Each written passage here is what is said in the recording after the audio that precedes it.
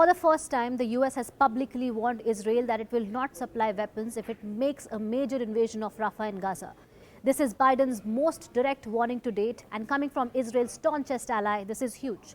US President Joe Biden said in an interview, and I quote, "Civilians have been killed in Gaza as a consequence of those bombs. I made it clear that if they go into Rafah, I'm not supplying the weapons that have been used historically to deal with Rafah, to deal with the cities.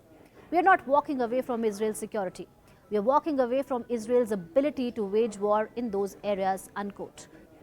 This development comes in the wake of another setback for Israel.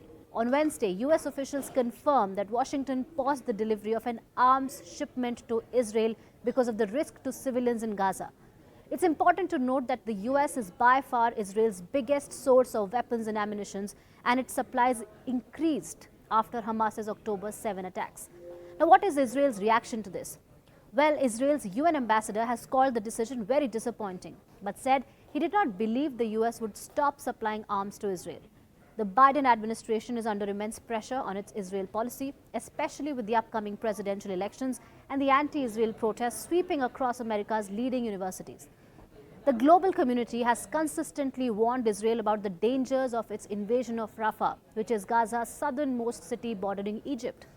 The area is already under heavy shelling. The UN estimates there are 1.4 million people sheltering there, half of them children. It's the last refuge of people in Gaza trying to escape Israel's airstrikes. Now, before launching its attack on eastern Rafah on Monday, Israel ordered the evacuation of 100,000 Palestinians from the city. Israel says that Rafah is home to militant organization Hamas's last remaining battalions that it wants to wipe out in order to avenge the October 7 attacks. Let's also try to understand how America's weapons aid to Israel looks like. The military aid to Israel is funded under a 2016 agreement known as Memorandum of Understanding that committed the United States to giving Israel $38 billion in weapons over 10 years. Now, this happened under the Obama administration. Last month, President Joe Biden signed an aid package that will send about $15 billion in additional military aid to Israel. Although most details of these weapon sales are opaque, Israel regularly receives arms from the Defense Department and from American weapon makers directly.